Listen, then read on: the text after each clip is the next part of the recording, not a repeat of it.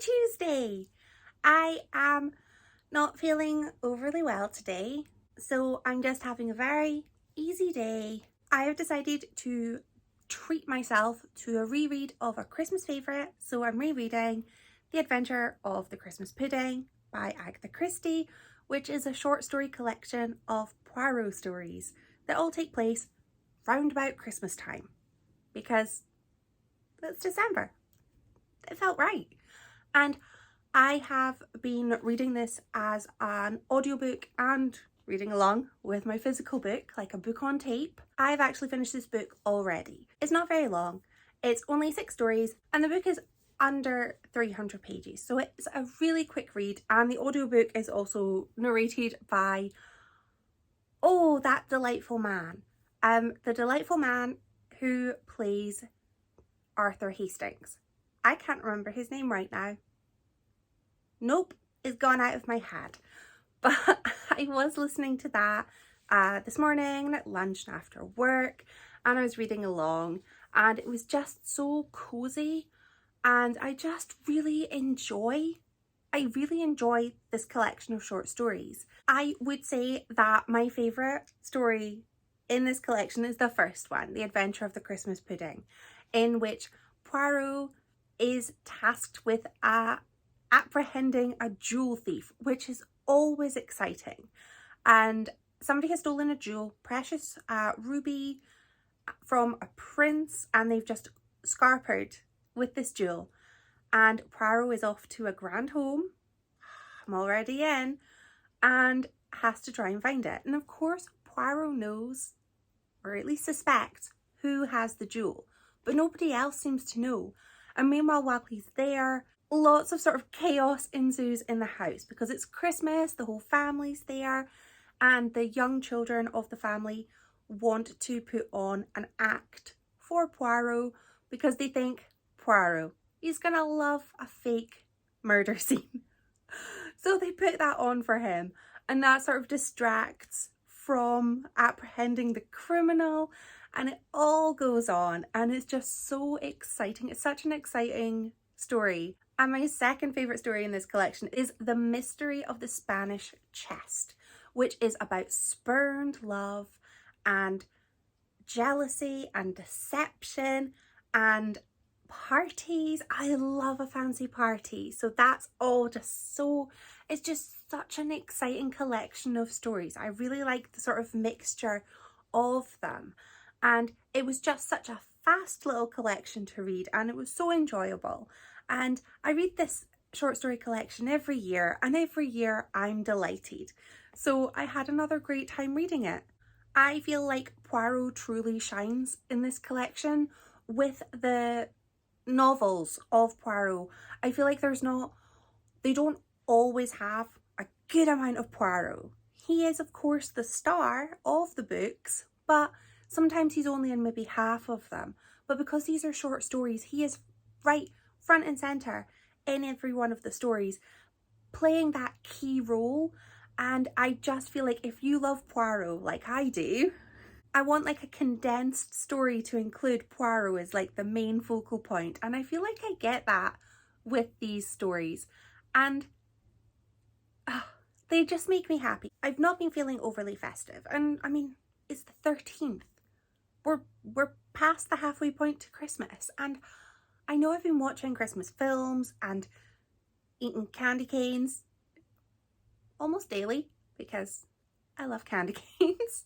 I love mint, but I've just not been feeling overly festive. And despite wearing Christmas socks, I needed something else, and for me, that something else was some festive Poirot. And I don't know if it's done the trick, but for now, I am feeling a little bit merry. So maybe it has. I do have another Poirot that I plan to read in this vlog, and it's another short one. So I'm very confident that I'm going to get that one finished tomorrow and just have an amazing couple of days reading Poirot, which, to be honest, kind of sounds just brilliant. Do let me know in the comments if you have a festive favourite that you go for every December. It doesn't need to be Christmassy. It could just be a favourite that you read at this time of year. For me, it's all about Poirot and things with Santa. I'll report back tomorrow with more Poirot.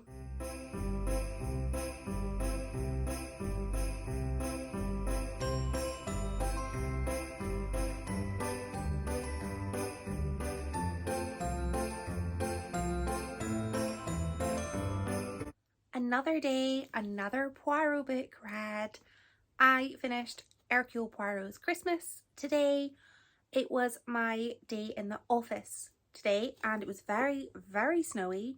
So I got to finish work early so that I could actually get home okay.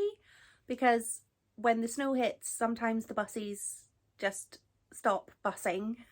And that meant that I had more time for reading. And that meant that I got to finish my book. And that is 2 crime novels. Murder mystery. It's a crime. So those books mean that I have now ticked off my prompt for Home Alone, which was to read a crime novel. And I have been singing the songs from Home Alone for the last couple of days because it's been snowing. And I don't know, I just feel compelled to just go outside and hum the tune from Home Alone like some sort of fool outside in the snow. That's why my throat hurts, because I've been humming in the snow. But it makes me happy. I really enjoy seeing the snow. So, the book. Hercule Poirot's Christmas is a Poirot book set at Christmas. I'm sure you'd guess that. And it involves Simeon Lee, who is a horrible, horrible old man who is the sort of tyrannical patriarch of the Lee family, and he decides to basically cause chaos at Christmas time by inviting some estranged family members round for their festive celebration, kind of to just mess with his children, to bring them all together. And he ends up dead. But prior to his death, he had actually invited Poirot to his home because he felt like somebody was out to get him. So Poirot is there while Simeon Lee is bumped off, and Poirot ends up looking into the crime. And as is classic with my favourite murder mysteries, I could just tick off the list. We've got, well, Poirot first of all. We have unpleasant victim, it's what I want. We've got a grand home, we've got a dysfunctional family, and Christmas. All of the things that I would like in a murder mystery wrapped up in a nice little bow. This is kind of a locked room mystery because all of the signs point to it being somebody who was in the property, but who? So I really enjoy the dysfunctional family in this book and sort of seeing the dynamics between the siblings and their father and his guests, and just sort of trying to piece together who did it. And this is one of my favourite Poirot books. I read it every year at Christmas, and every year I'm still I really enjoy the reveal because I don't think that it seems overly obvious who the baddie in this situation is. I don't think that it's not super obvious, and it's one of those excellent sort of murder mysteries where there is a case for it being pretty much anybody. So I really like that, and it really keeps me on my toes. Even though I know who done it, I'm still I really enjoy reading this book. I love the sort of festive setting of it as well. It takes place over a really, really short period of time, and I just love having that sort of Poirot be a little fish out of water plopped into a country setting, which is not, he is not a country boy. He likes his home comforts, he likes his central heating. He is not one for fields and nature. So I really enjoyed that. I feel like the characters were so varied. So I loved the sort of differences between the siblings, all raised together but still turned out so differently. So Simeon Lee, our victim, made his money in diamonds, and that probably lets us know everything we need to know about him, because nobody gets that wealthy by not exploiting other people. So he basically taunts his family by letting them know just how much they're financially reliant on him, and he really seems to enjoy that and kind of revel in it. And I really like the way that his whole family seem to be at the end of their tether, like they have taken all they can take from him and are ready to stand up against him and his sort of controlling nature. And I love that that happens just before it all goes wrong for Simeon Lee and he ends up no more. So I like that, because that really just puts that little seed in my head to sort of go, well, here's their motive, here's their motive, here's their motive. And it's just motives all round. And while there are motives all round, there don't seem to be alibis all round, which just adds to the excitement, because it could be anybody. And I loved sort of finding out even more about Simeon Lee, which then added to the list of people that it could have been. And I just thought that it was so exciting, and I just really enjoy that I am kept guessing throughout this. I know what happens, but I'm still guessing. So I really like that. I think that's why this is a book that I will happily pick up every December. And I really did want to feel festive. And I am still struggling to feel super festive. I'm feeling a little bit festive. And I suppose the snow is helping. But what's also helping is reading 2 Christmassy murder books. That's very much helping. So I'm hopeful that I'm going to start to feel a little bit more festive, because, well, we're celebrating Christmas on Saturday, because we celebrate Christmas early every year.